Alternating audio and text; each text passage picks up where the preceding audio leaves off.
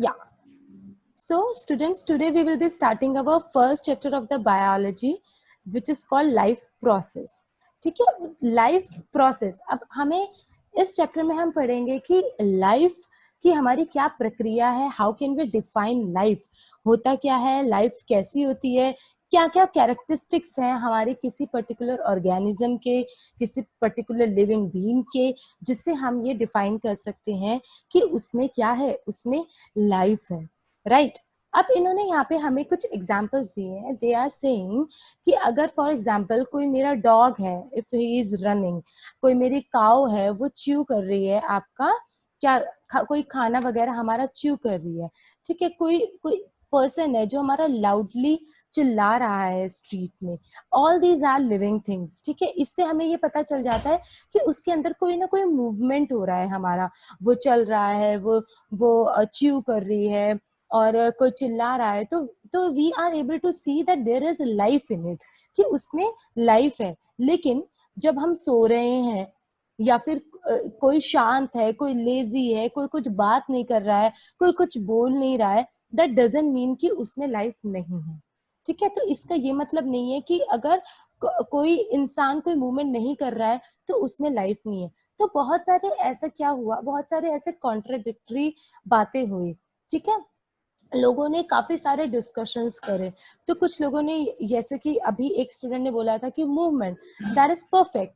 That means कि movement जो है हमारा, मूवमेंट एक हमारा बहुत बड़ा फैक्टर है ये बताने के लिए. ये बहुत बड़ा फैक्टर है कि समथिंग इज लिविंग, कोई चीज हमारी लिविंग है या फिर कोई चीज क्या है, हमारी नॉन लिविंग है. अब फॉर एग्जाम्पल, अगर जैसे कि हमारा मूव हो रहा है, अगर कोई चीज, कोई एनिमल है, कोई ह्यूमन बीइंग है, वो मूव हो रहा है, तो हमें ये पता चल जाता है कि हाँ वो लिविंग है. लेकिन अब हम जैसे कह रहे हैं कि मूवमेंट अगर नहीं है दैट मीन्स कि वो अलाइव नहीं है. तो अगर हमने जैसे चेयर हो गई, टेबल हो गई, अलमीरा हो गई, obviously they are not moving, तो हम कहते थे वो नॉन लिविंग है. लेकिन फिर ये बात आ जाती है कि आपका जो ट्री है वो भी तो ऐसे ही खड़ा हुआ है इतने सालों तक, it is not moving from its place. So does that mean कि उसमें लाइफ नहीं है? तो अब ये कॉन्ट्राडिक्टरी बात हो गई, तो ऑब्वियसली उसमें लाइफ है. अब फिर कुछ लोगों ने कहा कि उसके पत्ते ग्रीन होते हैं ना, इसीलिए उसमें लाइफ है. ठीक है, देन ये और उसमें क्लोरोफिल होता है, उस वो फोटोसिंथेसिस का प्रोसेस करता है, इसीलिए उसमें क्या है, उसमें लाइफ है. फिर कुछ और लोग आए, दे सेड अच्छा तो तुम ये कह रहे हो कि इसके पत्ते ग्रीन है तो इसमें लाइफ है. अच्छा, बहुत सारे ऐसे प्लांट्स हैं जिनके पत्ते हमारे क्या नहीं है, ग्रीन नहीं है, तो क्या वो अलाइव नहीं है? तो एट लास्ट ये इन्होंने कंक्लूड किया कि हमारा कोई ना कोई ग्रोइंग मूवमेंट, जिस बच्चे ने बोला था that is very perfect thing, कि कोई चीज हमारा इन अ मैनर, कोई चीज हमारी ग्रो हो रही है. और मूवमेंट जो ऐसे होते हैं, जो वो movement, it is not always possible that they are visible from your naked eyes, कि आप अपनी आंखों से उन मूवमेंट को हमेशा हमेशा नोटिस करो, ऐसा कोई जरूरी नहीं है. अब एक चींटी है, चींटी की एक मूवमेंट को क्या आप अपनी आईज से नोटिस कर सकते हो? It is very difficult. But that does not mean कि उसमें लाइफ नहीं है, उसमें भी हमारी क्या है, लाइफ है. तो अब हम क्या करते हैं, we will be I will be reading it for you कि आपके बुक में क्या कहा गया है, and I will be explaining you all that. So what are they saying? How do we tell the difference between what is alive and what is not alive? If we see a dog running or cow chewing or man shouting loudly on the street, we know that these are living beings. ये मैंने आपको बताया कि जब ऐसी सब चीजें होती हैं, कोई डॉग रन कर रहा है, काउ च्यू कर रही है, तो हमें ये लगता है कि these are living things. What if the dog or the cow or the man were asleep?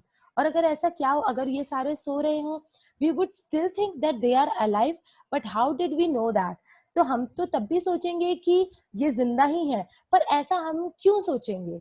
they are asking some of the questions to us, कि they want us कि हम सोचें कि ऐसा अगर कोई सो रहा है तो क्या तब भी तुम उसको बोलोगे कि वो alive है?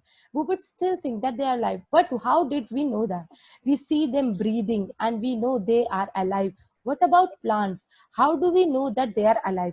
अब हम ये कह सकते हैं कि वो भले ही सो रहे हैं बट दे आर ब्रीदिंग, वो सांस ले रहे हैं, इसीलिए हम कह रहे हैं कि वो लोग क्या है, मेरे अलाइव है। तो फिर कह रहे हैं अच्छा वो सांस ले रहे हैं, तो फिर व्हाट अबाउट प्लांट्स, फिर हम प्लांट्स की क्या बात करें, they grow over time so we know that they are alive। फिर हम वही जैसे जो एक स्टूडेंट ने बताया था कि वो क्या कर रहे हैं, they are growing, वो बढ़ रहे हैं टाइम टू टाइम, इसीलिए हम ये बोलते हैं that they are alive।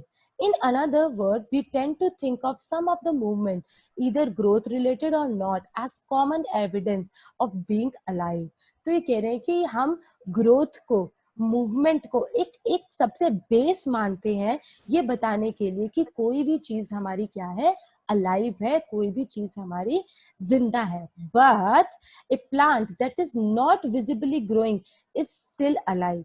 लेकिन एक पौधा जो हमें बहुत ही ज्यादा विजिबली नहीं दिखता है डेली बेसिस पे वो कितना बढ़ रहा है, लेकिन वो भी हमारा क्या होता है, अलाइव ही होता है, वो भी हमारा जिंदा होता है। And some animals can breathe without visible movement. अभी कह रहे हैं बहुत सारे ऐसे, अब जैसे हम सांस ले रहे हैं, we can see, you can see me, आप मुझे देख सकते हो कि मैं सांस ले रही हूँ। आप किसी डॉग को, किसी काऊ को, किसी और एनिमल को यू कैन सी कि वो सांस ले रहे हैं, तो आप उस चीज को जस्टिफाई कर सकते हो। But there are also some animals, बहुत सारे ऐसे एनिमल्स हैं जो हमारे सांस लेते हैं बट वो हमारे विजिबली हमें नहीं दिखता है। So using visible movement as defining the characteristic of life is not enough. इन्होंने बोला है तो आंखों से दिखने वाले मूवमेंट को हम ये नहीं बोल सकते हैं कि सिर्फ और सिर्फ यही एक एविडेंस है जिससे हमें ये पता चले कि कोई चीज हमारी क्या है, जिंदा है या नहीं है। Movement over very small scale will be invisible to naked eye, movement of molecules. अब ये कह रहे हैं कि बहुत सारे ऐसे मूवमेंट होते हैं जो हमारे लिए पॉसिबल नहीं होते हैं, हम जो हम अपनी आंखों से देख सके, जैसे कि किसी मॉलिक्यूल का movement. For example, is this invisible molecular movement necessary for life? If we ask this question to professional biologists, they will say yes. In fact, viruses do not show any molecular movement in them until they affect some cells।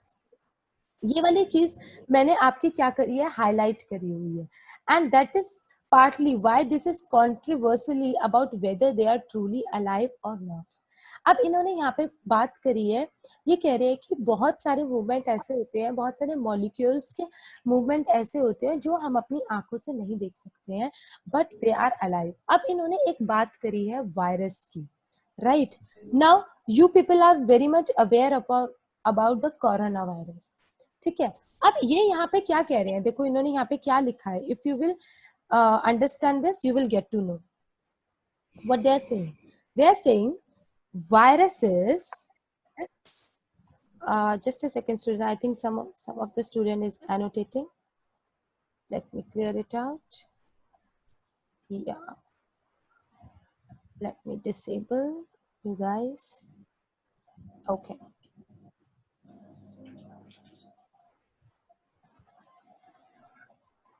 yeah, now some of them are saying viruses do not show any molecular movement in them until they infect some cell। What does it mean? They are saying कि जो हमारे virus होते हैं, जैसे for example मैं यहाँ पे बात करती हूँ हमारे कोरोना वायरस की, ठीक है। अब हमारा कोरोना जो वायरस होता है, हाउ डज इट वर्क, ये हमारा कैसे वर्क करता है। जब ये जो हमारा वायरस है ये बिल्कुल भी एक्टिव नहीं होता है, इसके अंदर कोई भी हमारा मूवमेंट नहीं होता है, कोई भी मॉलिक्यूलर मूवमेंट नहीं होता है, जब वो मेरा फ्रीली अवेलेबल होता है। फॉर एग्जाम्पल मान लो कि वो किसी कोरोना पेशेंट ने किसी हैंडल को टच किया, राइट। अब जो वो जो हैंडल है उस पे वो वायरस अपना पड़ा हुआ है, it is not doing anything, ठीक है। लेकिन ये कब कब हमारे एक्टिव होते हैं, ये देखो यहाँ क्या लिखा हुआ है, until they infect some cell। ये सिर्फ हमारे तब ही एक्टिव होते हैं जब ये हमारे किसी पर्टिकुलर सेल को क्या कर देते हैं, जब तक कि हमारे उनको इन्फेक्ट नहीं कर देते हैं। जैसे ही वो फिर कोई और बंदा उसको टच करता है उसके ऊपर वो वायरस चिपकता है and then they become active. तो तब उनका जो है मूवमेंट स्टार्ट होता है। तो this is the concept of viruses. Viruses में वैसे वो अलाइव नहीं होते हैं, लेकिन जैसे ही वो किसी भी किसी सेल पे अटैक करते हैं, मेरी बॉडी के सेल पे अटैक किया, उन्होंने मेरे हाथ पे अटैक किया, मेरे फेस पे, कहीं पे भी वो टच हुए, तो वो एकदम से क्या करते हैं, तब वो अपना मूवमेंट स्टार्ट कर लेते हैं। And that is partly why this is controversy about whether they are truly alive और नॉट। तो इसी चक्कर में इस बात पे भी बहुत ज्यादा कॉन्ट्राडिक्शंस होती हैं कि ये जो वायरसेस होते हैं वो हमारे अलाइव होते हैं या वो डेड होते हैं। तो they are just telling you कि बहुत सारे कंसेप्ट्स हैं टू डिफाइन कि whether a particular organism is live और not live. Why are molecular movement needed for life? अभी कह रहे हैं, हमसे पूछ रहे हैं कि मॉलिक्यूल्स का जो मूवमेंट है वो लाइफ के लिए क्यों जरूरी है। We have seen in earlier classes that living organisms are well organized structure. They have tissue have cell have smaller component in them and so on. अब ये हमें क्या बोल रहे हैं, कह रहे हैं कि लाइफ में हमारा क्या होता है कि कोई भी अगर मान लो मेरा सेल है, ठीक है, कोई भी मेरा क्या है, कोई ऑर्गेनाइज्ड कोई सेल है, ठीक है। अब ये कह रहे हैं कि उसका एक कोई ऑर्गेनाइज्ड स्ट्रक्चर होता है। हमने अपनी 9th क्लास में इसके बारे में पढ़ा हुआ, ठीक है। अब स्ट्रक्चर होता है, अब ये क्या कहते हैं कि सबसे पहले हमारे टिश्यू होते हैं, ठीक है। टिश्यू के अंदर हमारे क्या होते हैं, टिश्यू के अंदर हमारे सेल होते हैं, सेल के अंदर क्या होते हैं, हमारे स्मॉलर कंपोनेंट्स होते हैं। अब इन चीज को हम कैसे देखेंगे, मान लो कि आपने कोई अपनी अपर अंदर की अपर चीक का कोई सेल लिया, टिश्यू लिया, ठीक है। वो टिश्यू मेरा मान लो इस तरीके से था, ठीक है। ये टिश्यू जो था इसको मैंने किसमें देखा, मैंने इसको माइक्रोस्कोप में देखा, ठीक है। माइक्रोस्कोप में जब मैंने देखा तो मैंने उसमें देखा कि इसके अंदर तो ये तो इस तरीके से बना हुआ है, इस तरीके से। आपने लास्ट अपनी 9th क्लास में देखा होगा सेल का स्ट्रक्चर, राइट। और इसके बीच में इसके बीच में मेरे क्या होते हैं, इसके बीच में मेरे होते हैं छोटा सा न्यूक्लियस, राइट। तो ये जो पूरा है, ये पूरा मेरा एक टिश्यू है। इस टिश्यू के अंदर ये क्या है मेरे, ये एक टिश्यू के अंदर मल्टीपल मेरे सेल्स हैं। और ये जो सेल्स हैं ये किस तरीके से एक स्मॉलर कंपोनेंट, स्मॉलर कंपोनेंट्स मतलब छोटे छोटे इनके कंपार्टमेंट टाइप ऑफ बनाए हुए हैं। ये जो छोटे छोटे से कंपार्टमेंट है ये हमारे, तो ये कह रहे हैं कि हमने ये ऑलरेडी पढ़ा हुआ है कि जो कोई भी ऑर्गेनिज्म होता है, लिविंग ऑर्गेनिज्म होता है, उसके जो सेल्स वगैरह होते हैं वो हमारे बिल्कुल वेल स्ट्रक्चर्ड होते हैं। टिश्यू होगा, टिश्यू के अंदर सेल होंगे, सेल के अंदर स्मॉलर कंपोनेंट होंगे। अगर हम फिर फर्दर सेल की बात करें तो सेल के अंदर फिर हमारे क्या होंगे, न्यूक्लियस होगा, राइबोसोम्स होंगे, दैट इज फर्दर चीजें होंगी। तो at present they want to tell us कि ये एक हमारा क्या होता है, एक हमारा ऑर्गेनाइज्ड स्ट्रक्चर होता है। Because of the effect of environment, this organized, ordered nature of living structure is very likely to keep breaking down over time. In order, breaking down the organisms will no longer be alive. अभी कह रहे हैं कि कभी कभी क्या होता है हमारा कि ये जो हमारे वेल स्ट्रक्चर्ड जो होते हैं ये अपने आप को क्या करना शुरू कर देते हैं, एबनॉर्मली ब्रेक करना शुरू कर देते हैं। मान लो कि उनका जो सेल का स्ट्रक्चर है वो हमारा गलत तरीके से टूटना शुरू हो गया। तो जब भी हमारा ये गलत तरीके से वेल ऑर्गेनाइज स्ट्रक्चर नहीं रहता है तो वो चीज हमारी क्या हो जाती है, वो चीज फिर हमारी फर्दर अलाइव नहीं रहती है। So living creature must keep repairing and maintaining their structure. तो ये अब यहाँ पे इन्होंने क्या बात करी है, मान लो आपने कभी नोटिस किया होगा कि आपके यहाँ पे कट लग गया, ठीक है। दैट मीन्स कि जैसे यहाँ से कट लगा और आपकी मान लो स्किन निकल गई या कुछ पीस कट के निकल गया, कुछ नाइफ से आपका कट गया या वट जो भी हुआ। अब उतने पोर्शन का जो कटा, इसका मतलब कि वहां का जो सेल था, वहां का जो टिश्यू था वो तो आपका निकल गया, राइट, निकल गया। तो आपकी बॉडी को देखो, यहाँ पे इन्होंने क्या लिखा हुआ है, living creature must keep repairing and maintaining their structure. तो इन्होंने ये बोला है कि जो लिविंग ऑर्गेनिज्म को हमेशा अपने जो सेल्स हैं उसको रिपेयर और मेंटेन करते रहना चाहिए. दैट मीन्स कि अगर मेरा यहाँ पे कट लग गया था तो मेरी बॉडी ऑटोमेटिकली, मान लो कोई मांस का पीस मेरा निकल गया है यहाँ से, तो छोटा सा निकल गया, तो मैं कुछ टाइम के बाद देखती हूँ आफ्टर सम टाइम कि वो चीज मेरी बिल्कुल परफेक्ट तरीके से ठीक हो गई. तो वो कैसे हुई? How does that happen? मेरा तो वहां से टिश्यू निकल गया था, मेरा तो वहां से तो खाली हो गया था. तो ये कह रहे हैं कि जो लिविंग ऑर्गेनिजम्स होते हैं, जो लिविंग क्रिएचर्स जो हमारे होते हैं, उनके अंदर ये एबिलिटी होती है कि वो रिपेयर भी करते रहते हैं अपने आप को और मेंटेन करते रहते हैं अपने स्ट्रक्चर को. ठीक है. Since all these structure are made up of molecule, they must move molecule around all the time. तो यहाँ पर इन्होंने एक मॉलिक्यूलर मूवमेंट के बारे में बताया.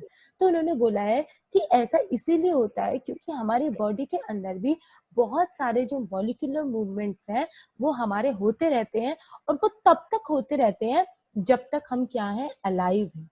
अगर किसी डेड का आप निकालोगे कोई टिश्यू, विल दैट रिपेयर? क्या वो रिपेयर होगा अगर किसी डेड का निकालोगा? It will not repair because the processing has stopped. इसी तरीके से इसके साथ साथ इन्होंने ये कहा है कि ये जो इनका रिपेयरिंग एंड जो मेंटेनिंग है, वो जो आपकी है सेल्स की, वो नॉर्मल तरीके से होनी चाहिए.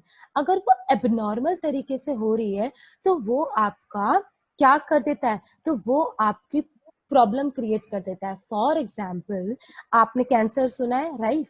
What happens in cancer? Cancer में क्या होता है? राइट, कैंसर में इस तरीके से होता है, या सेल खराब हो जाते हैं हमारे बॉडी की. खराब कैसे? What do you mean bye खराब? खराब का ये मतलब है, मैं बताती हूँ आपको, they starts growing abnormally. That means for example कि किसी को मान लो ब्लड कैंसर है, तो मान लो कि अगर ये मेरा ब्लड का सेल है, अब नॉर्मली मेरे ब्लड के सेल में ये ताकत है कि वो अपने आप को 10 टाइम्स क्या कर सकता है, 10 टाइम्स वो अपने आप को मल्टीप्लाई कर सकता है, right? But in case of cancer what happens, it start multiplying abnormally. 10 की जगह ये 100 हो गया, फिर 100 पर्टिकुलर 1000 में हो गए, 1000 से फिर वो 10,000 में हो रहे हैं. तो they start dividing themselves in a very abnormal manner. तो जब हमारे ये जो सेल्स हमारे एबनॉर्मली ट्रीट करने लगते हैं, मल्टीप्लाई करने लगते हैं या रिपेयर होने शुरू हो जाते हैं in an abnormal form, then it is dangerous. But for living process life के लिए it is very important that every cell has the capacity for किस चीज के लिए? For repairing and for maintaining. Right students, did you got that? Yes ma'am. Yeah. So further अब देखते हैं हमारा क्या लिखा हुआ है इन्होंने बुक में. Now what are the maintenance process in living process? So now we will be studying what are life process. कि life process हमारा क्या होता है. The maintenance function of living organism must go on even they are not doing anything particular. That means ये कह रहे हैं कि जो मेंटेनेंस फंक्शन है जो सेल का, जो बॉडी का, वो हमारा that should keep on going, वो चलते ही रहना चाहिए हमेशा, चाहे हम कुछ कर रहे हो, चाहे हम कुछ ना कर रहे हो. when we are just sitting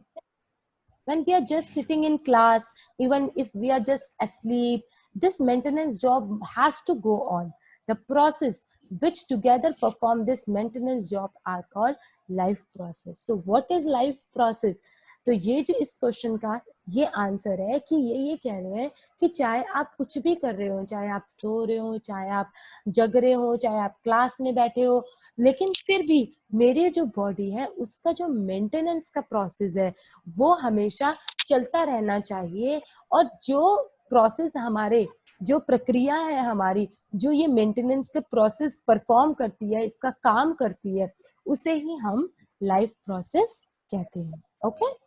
So since these maintenance process are needed to prevent damage and breakdown, energy is needed for them.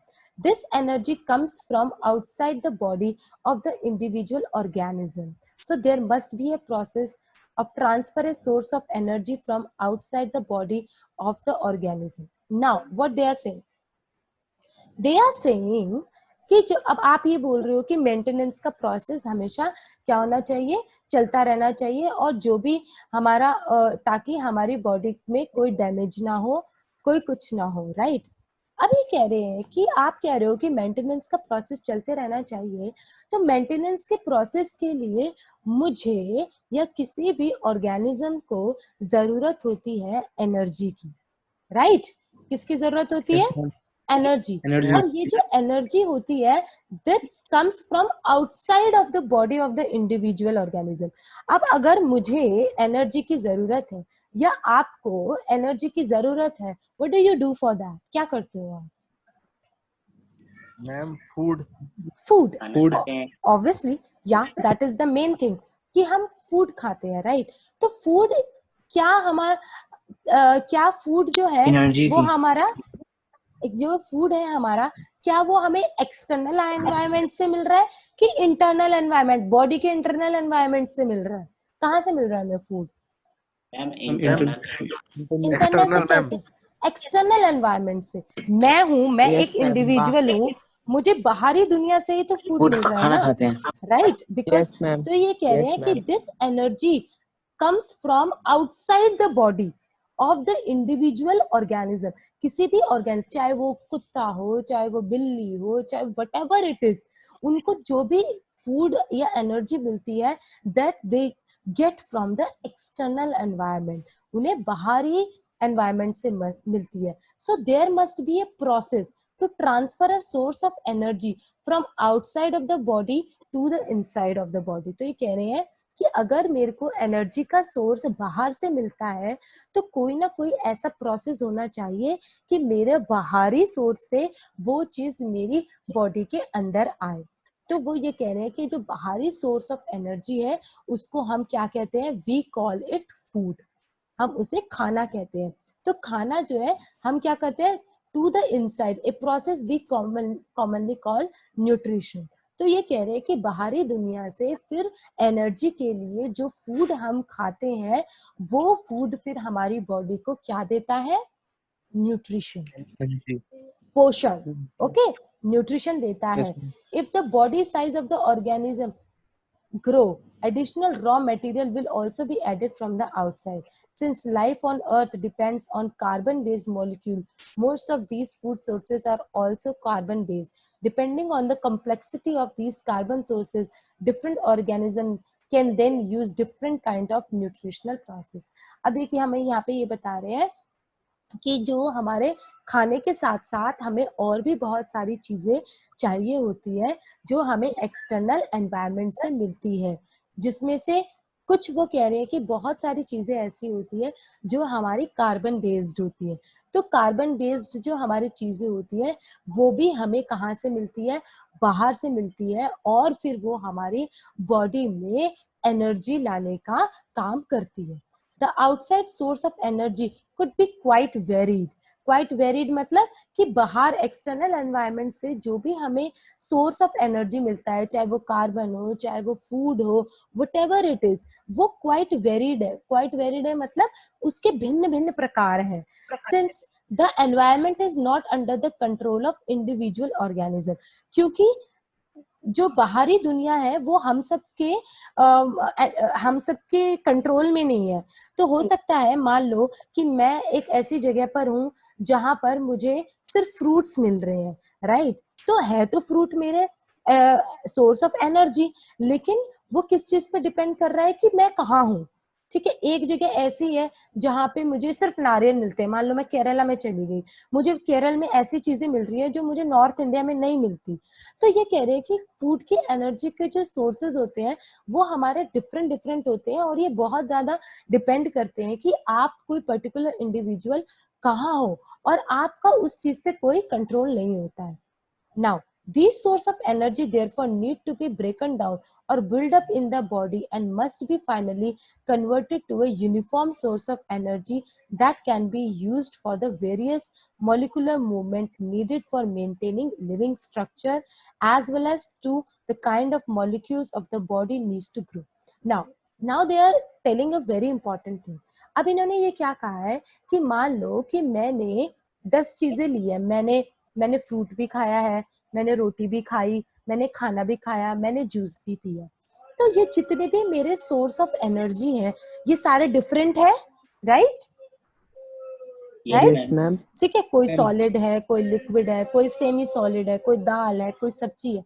अब और इसके साथ साथ ऑक्सीजन जो मैं ले रही हूँ वो भी तो मेरे सोर्स ऑफ एनर्जी है भाई, ऑक्सीजन के बिना कैसे जिंदा रहूंगी? ठीक है, तो दैट मीन्स मेरे पास सॉलिड भी है, मेरे पास लिक्विड भी है, मेरे पास गैसियस भी है, ये सारे डिफरेंट मेरे सोर्स ऑफ क्या है, एनर्जी है। अब ये डिफरेंट सोर्स ऑफ एनर्जी जब मेरी बॉडी के अंदर जाते हैं तो it is very important because हम है complex organism, we are complex organism because we are multi cellular.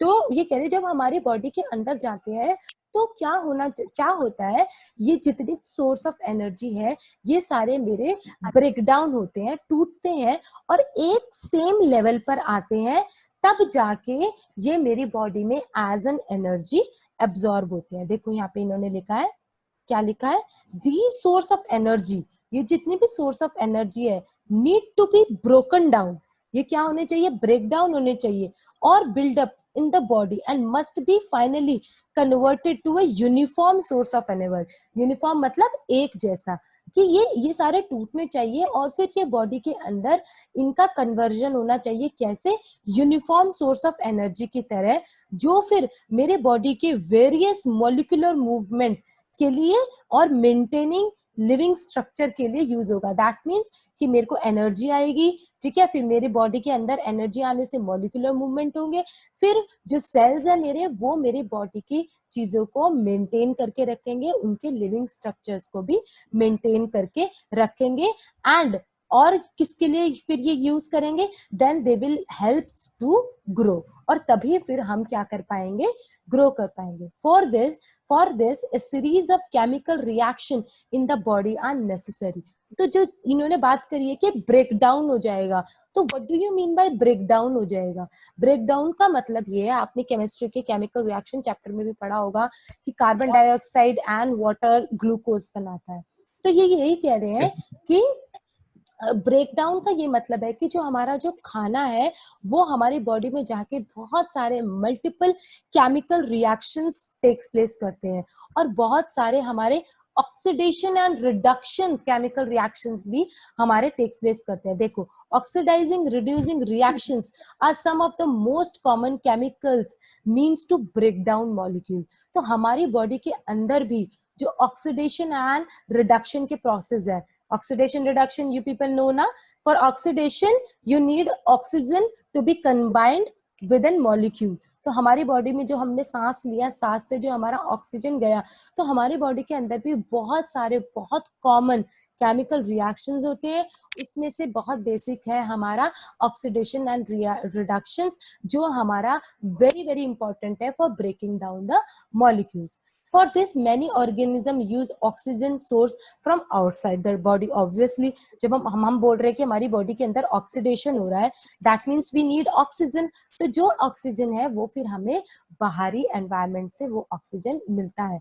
This process of acquiring oxygen from outside the body and to use it in the process of breaking down of food sources for cellular need is what we call respiration।